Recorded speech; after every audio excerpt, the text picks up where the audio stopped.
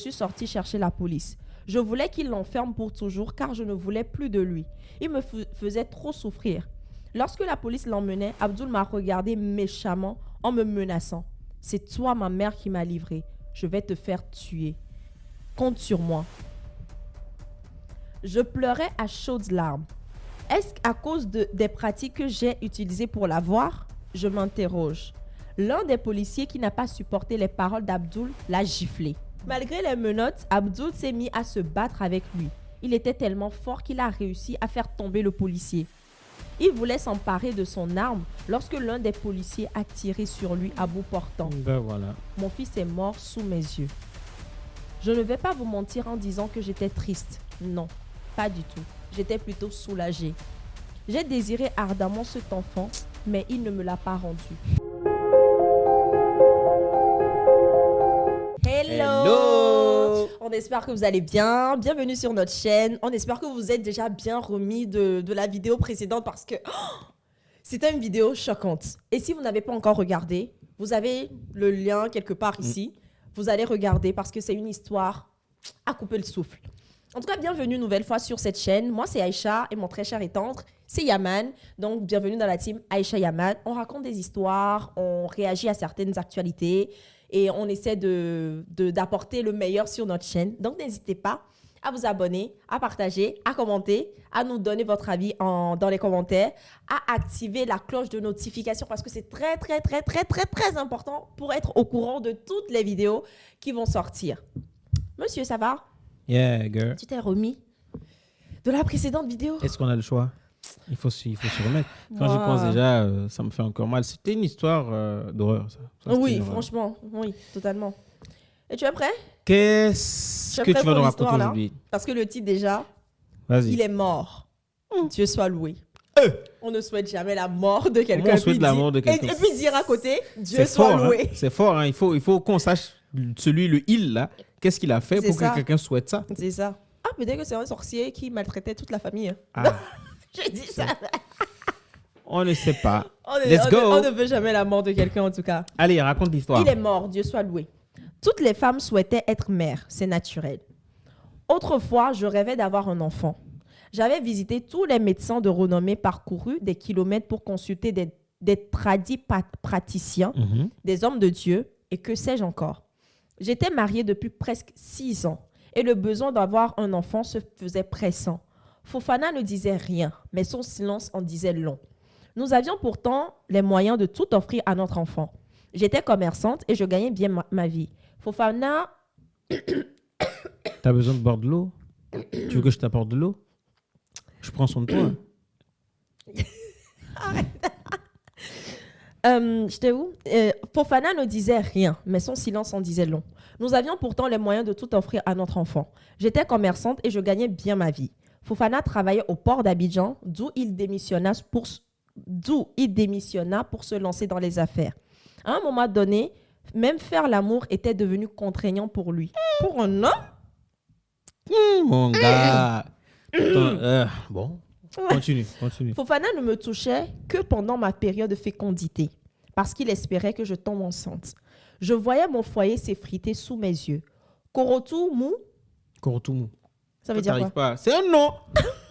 Mais moi, c'est un prénom, Korotumu. Korotumu. Une amie du quartier m'a conseillé de voir son féticheur, car selon elle, il avait un remède à tout. Au départ, j'étais très hésitante, mais l'idée d'avoir un jour un enfant me hantait tellement que je l'ai suivi. Le féticheur m'a rassuré que j'enfanterais. Cependant, cela nécessitait d'énormes sacrifices. Il fallait que je lui apporte un chat noir, un chien noir et des œufs. Je devais également me priver de Pourquoi manger. Tout ce qui est ténèbres, c'est noir. Continue. Parce que c'est noir. Peut-être qu'ils vont lui dire que c'est œuf noir qu'il fallait ramener, ou bien c'est un œuf tout court.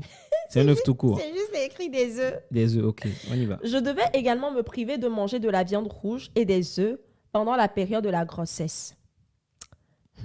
Mon désir d'enfanter était si fort que j'ai accepté toutes ces conditions. Les sacrifices ont été faits au bord de la lagune, à minuit précise. Effectivement, 2 mois après, je suis tombée enceinte, à la grande joie de mon mari. Après 6 ans de mariage, j'ai poussé un ouf de soulagement. Inutile de vous dire comment l'enfant a été accueilli. C'était un vrai bonheur. J'avais déjà 38 ans lorsque j'ai eu Abdul Kader, mon fils tant désiré. Mais qui aurait pu imaginer que Abdul, ce fils que je voulais à tout prix, allait se transformer en monstre. Gain. Tout ce qui vient du monde des ténèbres, malheureusement, si ce n'est pas tourné vers Dieu après. Tu vois, quand tu as commencé à parler du féticheur qu'il fallait dans son... J'allais te dire, est-ce que ce n'est pas ça? Un enfant qui va naître de là? Mais le truc, avant même de continuer, je me rends compte que le monde des ténèbres demande beaucoup de sacrifices, mais les gens arrivent à payer le prix là, juste pour avoir quelque chose, quelque chose qui va forcément pas porter du bon fruit. Mais quand c'est pour Dieu, je parle pour moi, hein, mais quand c'est pour Dieu, on essaie de trouver des alternatives. Oh, Jésus est déjà mort, il a déjà fait ci, pourquoi je dois faire ça? Pourquoi je dois faire ci? Alors que, bref, je ferme la parenthèse. Ferme, vraiment. Dès l'âge de 12 ans, Abdul était incontrôlable. On ne pouvait plus rien garder dans la maison. Il volait tout. Mes bijoux et mes pagnes disparaissaient. Fofana avait beau le frapper. Abdul n'écoutait personne. Fofana se reprochait le fait de l'avoir trop gâté. Abdul volait tout l'argent de mon commerce. Même ma marchandise y passait. Il était nul à l'école et refusait d'y aller régulièrement. Je ne savais plus quoi faire pour canaliser cet enfant que j'avais pourtant tant désiré. Il n'avait aucune pitié pour moi. À force de le battre pour qu'il change... Pardon. Hey. Pourquoi tu... La manière de la dire. Ah. À force de le battre pour qu'il change de comportement, il a porté main à son père à 13 ans. N'en pouvant plus, Fofana a décidé de ne plus lui adresser la parole. Tous les jours, les voisins venaient se plaindre de l'attitude de notre fils.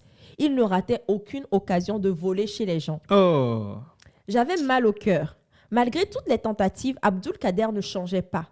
Il buvait et se droguait. Plusieurs fois, la police est venue l'arrêter pour détention et vente de drogue. Je craignais le pire. Une nuit, mon fils m'a demandé de l'argent. J'ai refusé de lui en donner car je ne voulais pas qu'il achète de la drogue. Ce jour-là, j'ai regretté le fait de l'avoir mis au monde. Abdul m'a frappé. What? Abdul m'a frappé. Il avait 17 ans. Il était tellement costaud à cet âge que je n'ai pas pu me défendre. J'avais tellement honte que je n'ai pas osé en parler à quelqu'un d'autre, même à son père. C'est vite devenu son habitude. Il me frappait pour tout et pour rien. Non, c'est pas... Non, attends. Oh. Dès qu'il manquait d'argent, il nous battait, son père et moi. Oh!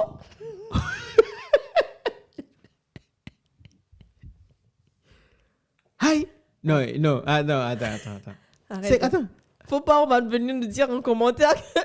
Attends. Non. C'était le diable. Ah, mais c'est ça? C'était Lucifer qui était avec eux? Ah, mais c'est ça? Tu vas apprendre quelque chose... Non, il n'aime même plus Lucifer. Tu vas apprendre quelque chose chez le diable. Tu vas enfanter quoi? Un soir, en sortant de mon magasin de prêt-à-porter, je fus abordé par 3 jeunes hommes armés qui m'ont demandé de réouvrir le magasin. Il était environ 19h.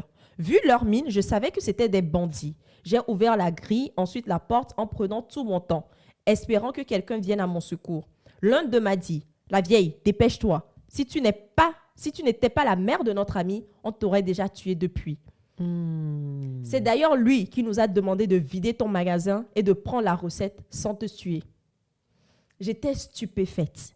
Mon propre fils avait commandité ce vol. J'ai ouvert le magasin et ils ont tout pris. Abdul savait qu'à cause de lui, je gardais mon argent au magasin avant de tout transférer à la banque. J'avais près de 2 millions de francs CFA et plus d'une 60aine de vêtements de luxe, des chaussures et des bijoux ce jour-là. Les complices de mon fils ont tout pris. Lorsqu'ils sont partis, je n'ai pas osé informer la police de peur qu'on arrête mon rejeton. Je n'avais que mes yeux pour pleurer. Je me demandais comment j'avais pu mettre au monde mon propre ennemi, tellement Abdul était cruel.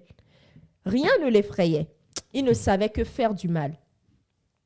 Après le vol de mon magasin, Abdul a fait 3 jours hors de la cellule familiale. Dès son retour, j'ai essayé de l'amadouer afin qu'il me rende mon argent et ma marchandise. Mais vous n'imaginerez jamais la baffe que j'ai reçue. J'étais complètement ruinée et révoltée contre mon propre fils. Le papa fait quoi? Il ne dit plus rien? Il va intervenir là. Vas-y. Fofana, ne pouvant plus supporter les agissements d'Abdoul, a préféré quitter la maison. Oh. Il est parti vivre ailleurs. Il n'a pas manqué de me dire qu'il aurait souhaité qu'Abdoul ne soit jamais né. J'étais hyper tendue à cause de mon fils. Un mois après le vol dans mon magasin, la police est venue chercher Abdoul. Il était recherché pour vol, pour viol et pour assassinat. Ne l'ayant pas retrouvé et surtout pour lui mettre la pression, la police, qui était sûre que je couvrais mon fils, m'a gardé au commissariat pendant 2 jours. Après plusieurs interrogatoires, j'ai été relâchée, malade et meurtrie. La nuit tombée, Abdoul est rentré à la maison aux environs d'1h du matin. Il voulait que je lui donne de l'argent pour quitter la ville, car en plus de la police, ses complices voulaient le tuer. J'en avais marre. C'est un film, ce truc-là. J'en avais marre et j'étais fatiguée de subir les agissements de mon petit. Le cœur en feu, je l'ai rassuré en lui disant que j'avais de l'argent en banque et je l'aiderais à fuir.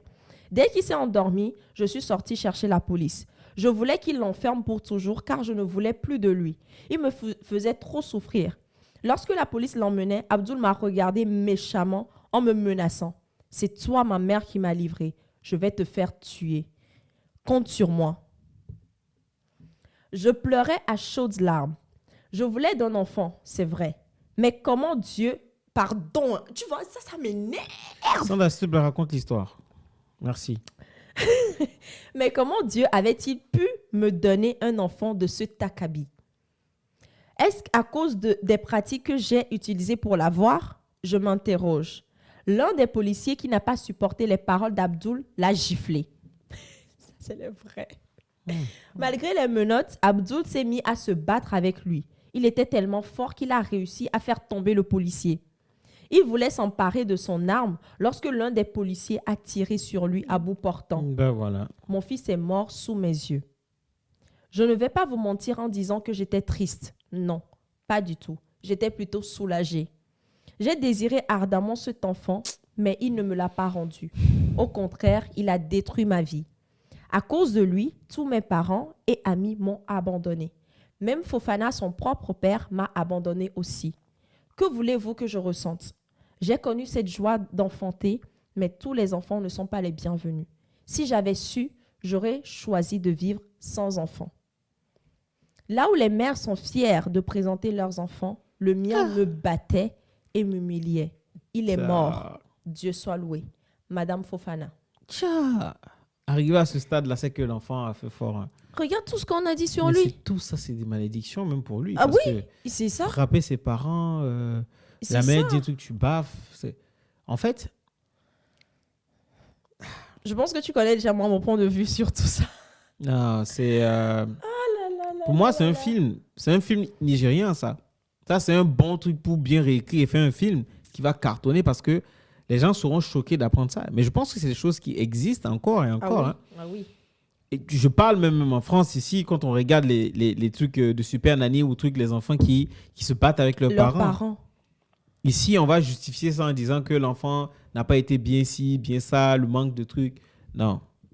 Ici, il y a une situation qui fait qu'on peut avoir l'hypothèse de la pratique mystique. Après, je me pose la question de savoir, bon, OK, il y a une pratique mystique. Est-ce qu'eux-mêmes, dans leur cheminement avec l'éducation de l'enfant, est-ce qu'ils n'ont pas manqué quelque part où ils ont laissé l'enfant, il a eu une facilité et l'enfant est tombé dans un réseau très jeune? Ça aussi, ça peut être une hypothèse. Hein? Ça peut être ça, mais tu sais, si la source n'est pas bonne, ce qui va sortir ne sera pas bonne non plus. Mais le tout, c'est que qu'est-ce qui prouve que ce que le gars a fait comme travail, c'est ça qui a marché? Ben c'est ça. Non, non. Qu'est-ce qui prouve? Parce que ça peut être une coïncidence. Yaman, il n'y a pas de coïncidence. Ça peut être une coïncidence.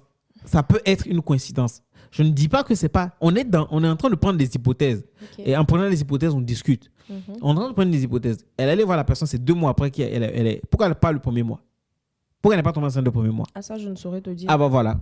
Est-ce que quand elle allait voir le gars, et le gars lui a dit que c'est 2 mois après que tu vas tomber enceinte? Peut-être qu'elle ne nous a pas dit, mais peut-être que c'était Non, ça. mais nous, on prend ce qui est écrit. Et on fait les hypothèses. Je répète encore. Là, peut-être que ce que le gars a fait, le chat noir, le coq ou le chien noir avec les œufs, peut-être que ça n'a pas marché. Au bord d'une lagune. Peut-être que ça ne va pas marcher. Et que la grossesse est venue comme ça parce que voilà.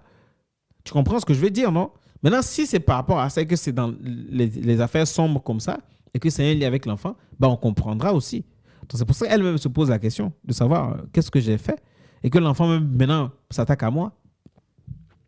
Tu vois? C'est compliqué. Hein? Il y a beaucoup de gens qui vivent des situations très compliquées dans les familles. Hein, ah là là. Moi, je dirais juste, ne cherche... Enfin, je peux imaginer que c'est dur d'être marié pendant des années et de ne pas avoir un enfant et que le mari aussi ne soit pas forcément la personne sur qui tu dois compter, qui doit te dire non, t'inquiète pas, même sans enfant, on est heureux et tout ça. Et qu'au final, quand on trouve la première opportunité, on y va.